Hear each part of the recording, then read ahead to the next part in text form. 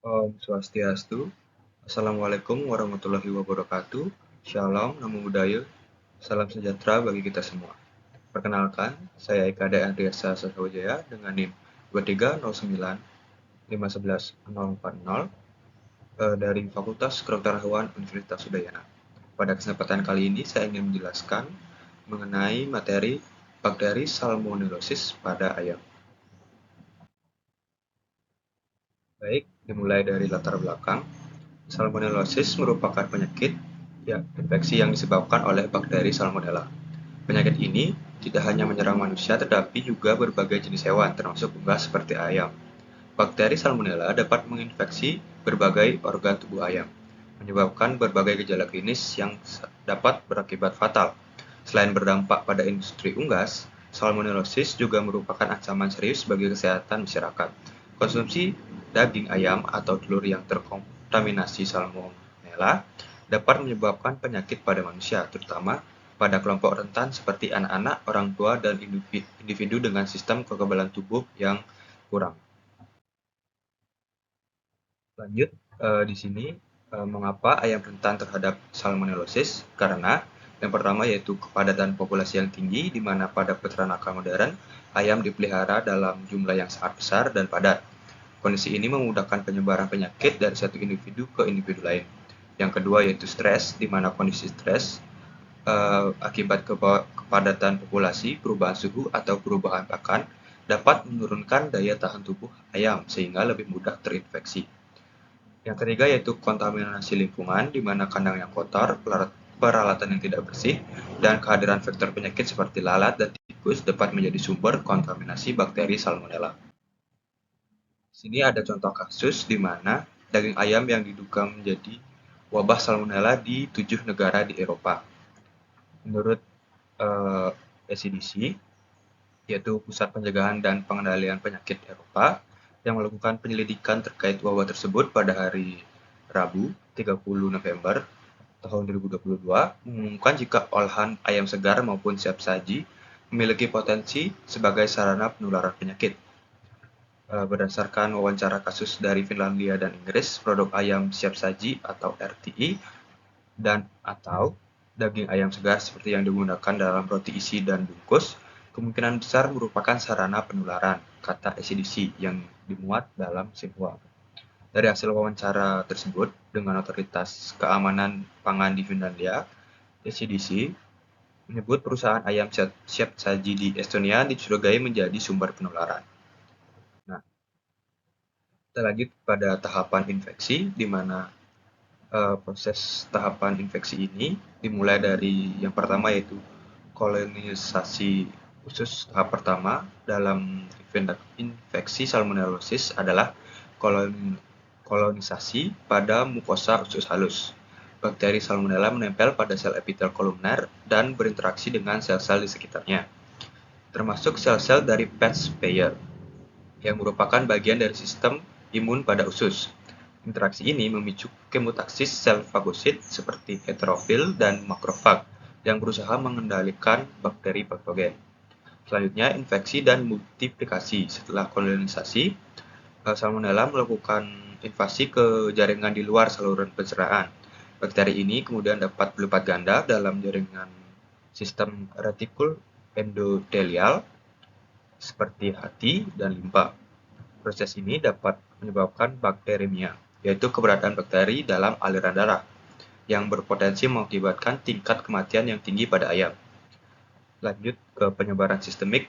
Jika infeksi tidak terkontrol, Salmonella dapat menyebar ke berbagai jaringan internal lainnya, menyebabkan gejala klinis yang serius dan meningkatkan risiko kematian pada ayam muda.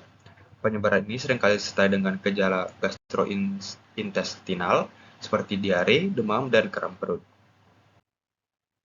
Lanjut ke gejala-gejala, di mana gejala salmonellosis pada ayam bisa bervariasi tergantung pada usia ayam, tingkat keparahan infeksi, dan serotipe salmonella yang menginfeksi. Beberapa gejala umum yang sering terlihat antara lain, yang pertama yaitu gangguan pencernaan seperti diare, di mana terjadi tinja encer berwarna hijau atau kuning.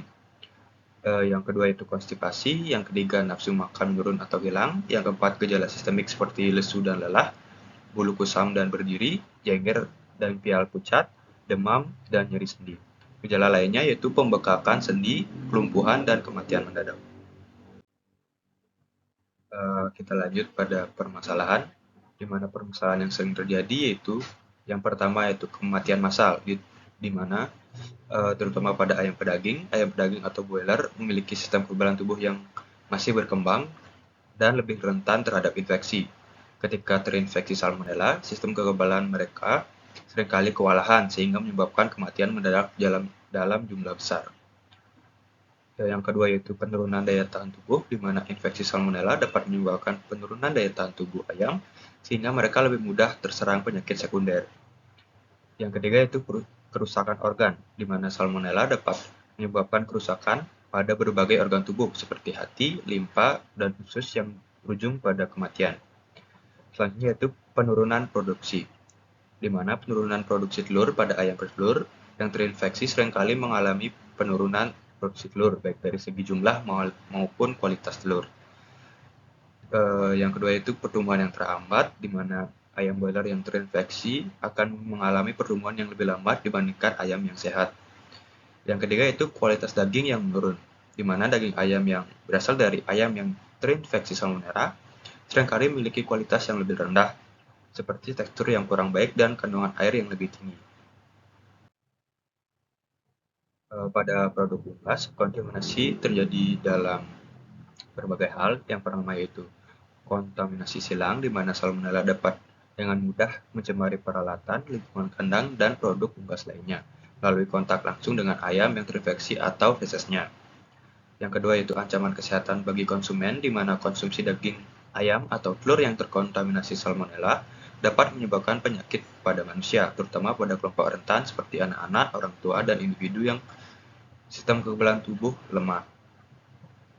Yang ketiga yaitu kerugian ekonomi, di mana produksi unggas yang terkontaminasi harus ditarik dari peredaran, yang akan mengakibatkan kerugian finansial bagi produsen. Kerugian ekonomi ini dapat dibagi lagi menjadi beberapa hal, yaitu di mana yang pertama biaya pengobatan, di mana pengobatan ayam yang terinfeksi salmonella membutuhkan biaya yang cukup besar, termasuk biaya obat-obatan dan tenaga kerja. Selanjutnya yaitu biaya pencegahan, di mana upaya pencegahan seperti vaksinasi, desinfeksi, dan biosecurity juga membutuhkan biaya yang signifikan. Kerugian akibat kematian, seperti kematian ayam dalam jumlah besar, akan mengurangi pendapatan dari peternak. Kerugian akibat penurunan produksi juga dapat mempengaruhi, di mana penurunan produksi telur dan daging dapat mengurangi pendapatan peternak. Yang terakhir yaitu kerusakan reputasi, di mana wabah salmonellosis dapat merusak reputasi suatu peternakan atau daerah sebagai produsen unggas yang aman. Selanjutnya yaitu dampak jangka panjang dari infeksi salmonellosis ini, yaitu resistensi antibiotik, di mana penggunaan antibiotik secara tidak tepat untuk mengobati infeksi salmonella dapat menyebabkan munculnya bakteri yang resisten terhadap antibiotik. Yang kedua yaitu kerugian lingkungan, di mana pembuangan bangkai ayam yang mati akibat salmonellosis secara sembarangan dapat mencemari lingkungan. Kita lanjut pada upaya pemecahan masalah atau solusi. Pencegahan dapat dilakukan dengan beberapa cara. Yang pertama, sanitasi yang baik. Selain membersihkan kandang, peralatan makan dan minum, serta lingkungan sekitar kandang, pertimbangkan juga untuk menggunakan disinfektan yang efektif dan aman untuk unggas. Lakukan pembersihan secara rutin dan menyeluruh, terutama setelah terjadi kasus penyakit. Yang kedua, biosecurity, di mana kita harus menerapkan prinsip all in all out atau semua yang masuk semua keluar untuk mengurangi risiko penularan penyakit. Batasi akses orang yang tidak berkepentingan ke dalam kandang dan pastikan semua pengunjung menggunakan pakaian pelindung dan melakukan disinfeksi sebelum masuk. Pemberian pakan yang bersih dan berkualitas juga menjadi salah satu faktor. Selain menghindari pakan yang tercemar, pastikan juga menyimpan makanan dilakukan di tempat yang kering dan terlindung dari hama. Pertimbangkan untuk menggunakan pakaian yang telah difortifikasi dengan probiotik untuk meningkatkan kekebalan tubuh ayam. Selanjutnya yaitu vaksinasi, di mana lakukan vaksinasi sesuai dengan program vaksinasi yang telah disusun. Perhatikan juga pentingnya vaksinasi ulang untuk menjaga kekebalan tubuh ayam. Selanjutnya yaitu karantina. Selain ayam baru, isolasi juga perlu dilakukan pada kelompok ayam yang menunjukkan gejala penyakit meskipun hanya satu ekor. Selanjutnya yaitu pengendalian, di mana pengendalian ini dapat dilakukan dengan beberapa hal, yaitu deteksi dini, eh, melalui pemeriksaan klinis, lakukan pemeriksaan laboratorium secara berkala untuk mendeteksi keberadaan salmonella pada sampel feses, organ tubuh, atau lingkungan kandang. Pengobatan seperti memilih antibiotik yang tepat berdasarkan uji sensitivitas bakteri dan pertimbangkan penggunaan kombinasi antibiotik untuk mengatasi infeksi yang lebih kompleks.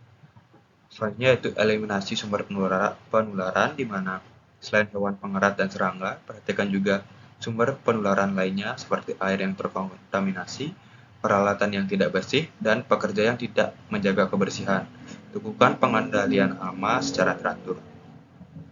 Yang terakhir yaitu pembuangan bangkai, di mana kita harus membuang bangkai ayam yang mati akibat salmonellosis ini dengan cara yang aman dan sesuai dengan peraturan yang berlaku untuk mencegah penyebaran penyakit. Selanjutnya yaitu monitoring dan evaluasi, di mana pemantauan kesehatan juga penting untuk melakukan pemantauan kesehatan secara berkala, termasuk pemantauan terhadap kualitas air minum, pakan, dan lingkungan kandang. Catat semua data pemantauan tersebut dan untuk analisis lebih lanjut. Selain itu, kita juga bisa untuk mengevaluasi program, di mana evaluasi program pengendalian secara berkala untuk mengidentifikasi kelemahan dan melakukan perbaikan. Libatkan juga pihak terkait dalam proses evaluasi, termasuk peternak, dokter hewan, dan petugas kesehatan masyarakat. Surveillance, lakukan juga surveillance untuk secara aktif untuk mendeteksi dini adanya wabah salmonellosis. Libatkan laboratorium rujukan untuk melakukan pemeriksaan sampel. Selanjutnya itu ada beberapa pendekatan lain seperti penggunaan probiotik, prebiotik, dan fitobiotik. Dengan penggunaan bahan-bahan alami ini dapat membantu meningkatkan kekebalan tubuh ayam dan menghambat pertumbuhan bakteri patogen seperti salmonella. Selanjutnya itu peningkatan kesejahteraan hewan, di mana ayam yang hidup dalam kondisi yang stres lebih rentan terhadap penyakit. Oleh karena itu, penting untuk menciptakan lingkungan kandang yang nyaman dan memberikan perawatan yang lebih baik kepada ayam. Yang terakhir yaitu kerjasama di lintas sektor untuk mengatasi masalah salmonellosis secara efektif. Diperlukan kerjasama lintas sektor seperti peternak, dokter hewan, pemerintah, dan industri terkait. Nah, kesimpulan yang dapat saya berikan yaitu salmonellosis merupakan ancaman serius bagi industri unggas. Untuk mencegah dan mengendalikan penyakit ini diperlukan upaya yang komprehensif dan berkelanjutan. Dengan menerapkan langkah-langkah pencegahan dan pengendalian yang tepat, kita dapat mengurangi risiko terjadinya wabah salmonellosis pada ayam dan melindungi kesehatan hewan serta manusia. Pengendalian salmonellosis pada ayam dapat merupakan upaya yang kompleks dan membutuhkan komitmen jangka panjang dari semua pihak. Dengan menerapkan langkah-langkah pencegahan dan pengendalian komprehensif, kita dapat mengurangi risiko terjadinya wabah salmonellosis, melindungi kesehatan hewan, dan meningkatkan keamanan pangan. Mungkin sekian presentasi materi dari saya. Apabila ada salah kata, saya minta maaf. Untuk itu, saya ucapkan terima kasih. Oh, bisa.